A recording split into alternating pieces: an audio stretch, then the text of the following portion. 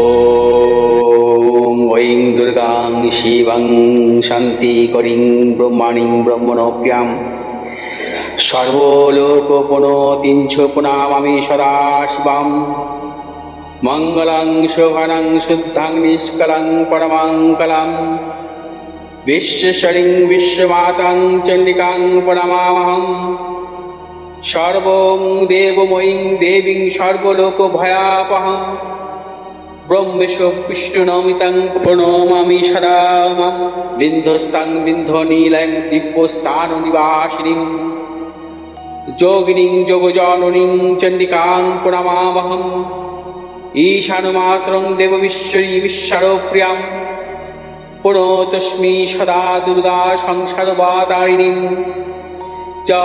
इदं पठति शस्त्रं सिन्वादुवापि नरो मुक्त सर्वपापभ्यो मोचते दुर्गायुष्यः। ॐ आयुर्देहि यशो देहि भाग्यं भगवती देहि मे पुत्रां देहि धनं देहि सर्वान् कामस्य देहि मे प्रचण्डे पुत्रदे नित्यं सुप्रीति शिरोनायिके कुलोत्पत्तिकरे चक्रे जयं देहि नमोस्तुते। रुद्रचण्डी प्रचण्ड सायिषी प्रचण्ड बलशालिनी रक्षमां सर्वतो देवी विश्वेश्वरी नमोस्तुते।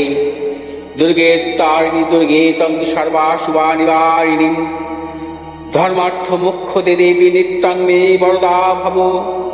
दुर्गे दुर्गे महाभागे ताइमां शङ्करे प्रिये महिषासिंहमदोमत्ते प्रणतोऽस्मि प्रसीद मे।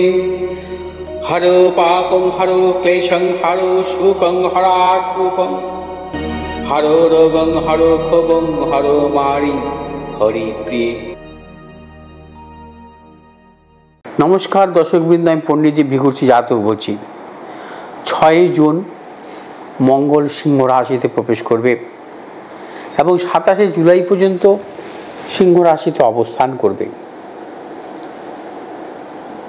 এতদিন মঙ্গল নিচস্থ ছিল কর্কট রাশিতে। 6 জুন মঙ্গল রবির নক্ষত্রে মিত্র নক্ষত্রে প্রবেশ করবে এবং 27 জুলাই পর্যন্ত অবস্থান করবে। কিন্তু সিংহ রাশিতে মঙ্গলের অবস্থান অত্যন্ত শুভ, কিন্তু কেতুর অবস্থান আছে সিংহ রাশিতে, অর্থাৎ মঙ্গল এবং কেতুর সহাবস্থান ঘটবে।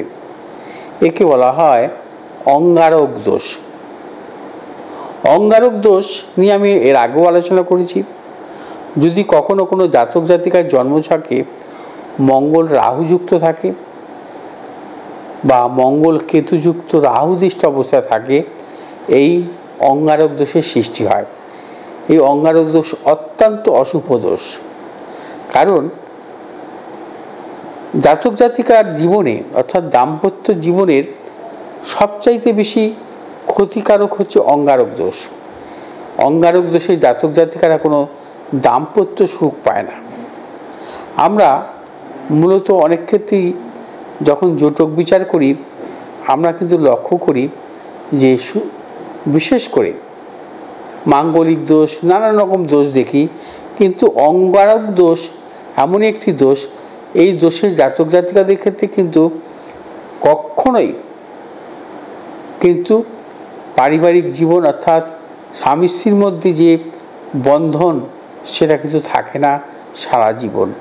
কারণ এই অঙ্গারক দোষের জন্য অধিকাংশ ক্ষেত্রে দেখা যায় যে তাদের ডিভোর্স পর্যন্ত হয়। অর্থাৎ এই অঙ্গারক দোষ কোন কোন রাশির জাতক জাতিকাদের ক্ষেত্রে খারাপ হতে পারে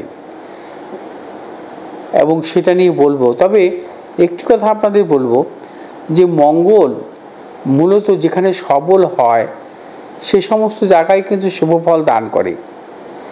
মঙ্গল যেমন বৃশ্চিক রাশিতে সবল, মেষ রাশিতে সবল, মকর রাশিতে সবল এবং কন্যা রাশিতেও সবল থাকে মঙ্গল, তুলা রাশিতেও সবল থাকে মঙ্গল।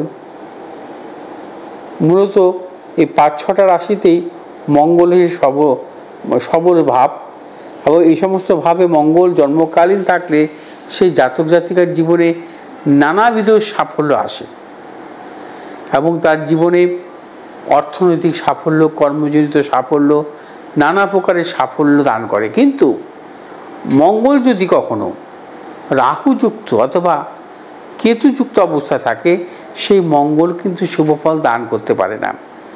মঙ্গলকে আমরা বলি দেব সেনাপতি কারক গ্রহ, মঙ্গলকে আমরা বলি যে লাল গ্রহ। মঙ্গল বর্তমান বছরের সংখ্যাতত্ত্ব অনুযায়ী হচ্ছে রাজা। মঙ্গলের অবস্থান অনুযায়ী বা মঙ্গলের অনুযায়ী কিন্তু আমরা মঙ্গলকে আমরা বর্তমান সপ্তাহের রাজা বলে থাকি। কিন্তু মঙ্গল যেহেতু অঙ্গারক দোষ সৃষ্টি করবে, সেক্ষেত্রে কিন্তু মঙ্গল শুভ ফল দান করতে পারবে না। কারণ মঙ্গল কখনো পাপগ্রহ থাকা অত্যন্ত অশুভ। সেক্ষেত্রে মঙ্গলের কোনো শুভ ফল আপনি পাবেনই না। সেই জন্য দেখুন, তুলা রাশির জাতক জাতিকাদের একাদশ ভাবস্থ মঙ্গল, তুলা রাশির জাতক জাতিকাদের একাদশ ভাবস্থ মঙ্গল অর্থনৈতিক সাফল্য দেবে। বৃষ রাশির জাতক জাতিকাদের মঙ্গল তৃতীয় অবস্থান করবে, লগ্নের তৃতীয়, সেটাও কিন্তু বিশেষভাবে শুভ এবং সেই ক্ষেত্রে অর্থনৈতিক এবং কর্মজীবনে এরকম সাফল্য দান করে থাকে। অর্থাৎ মঙ্গল আমরা দেখছি যে বিশেষ করে তুলা রাশি, মঙ্গলের অবস্থান অনুযায়ী মঙ্গল মূলত যেহেতু সিংহ রাশিতে থাকবে, মিথুন রাশি জাতক জাতিকাদের ক্ষেত্রেও বিশেষভাবে শুভ। মিথুন এবং বৃশ্চিক রাশি জাতক জাতিকাদের ক্ষেত্রে অত্যন্ত শুভ। মঙ্গল যখন কেতুযুক্ত অবস্থায় সিংহ রাশিতে অবস্থান করবে, সেই সময় কোন কোন রাশির পক্ষে বিশেষভাবে ভালো হতে পারে বা কোন কোন রাশির ক্ষেত্রে শুভ ফল দান করতে পারে, মানে মূলত এই ক্ষেত্রে বলবো যে অর্থনৈতিক সাফল্য, কর্মজনিত সাফল্য, ব্যবসাজনিত সাফল্য। মঙ্গল তুলা রাশিতে শুভ ফল দান করবে, মঙ্গল বৃশ্চিক রাশিতেও শুভ ফল দান করবে। মঙ্গল যেহেতু রাশির তৃতীয় শুভ ফল দান করে, মিথুনের রাশিতেও কিন্তু মিথুন রাশির জাতক জাতিকাদের ক্ষেত্রেও কিন্তু শুভ ফল দান করবে।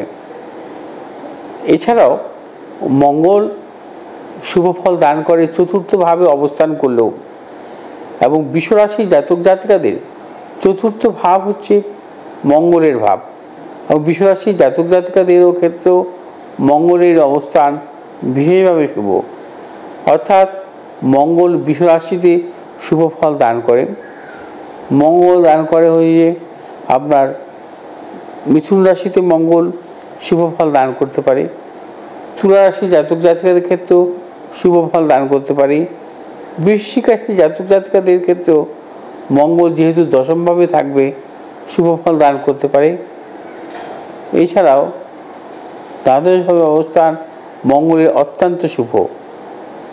আর মঙ্গলের ষষ্ঠভাবেও মঙ্গল বিশেষভাবে শুভ ফল দান করে।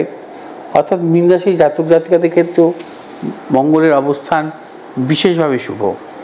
মিথুন রাশি, তুলা রাশি, বৃশ্চিক রাশি, মীন রাশি জাতক জাতিকাদের ক্ষেত্রে মঙ্গলের অবস্থান অত্যন্ত শুভ, জাতক জাতিকায় জন্মকালীন চার্টে থাকার দরুন। অর্থাৎ এই রাশি জাতক জাতিকারা বিশেষভাবে শুভ ফল পাবেন হচ্ছে আগামী 27শে জুলাই পর্যন্ত। ভালো থাকুন, সুস্থ থাকুন। যদি আমার ভিডিওটি ভালো লাগে আপনারা শেয়ার করবেন, লাইক করবেন, সাবস্ক্রাইব করবেন। নমস্কার।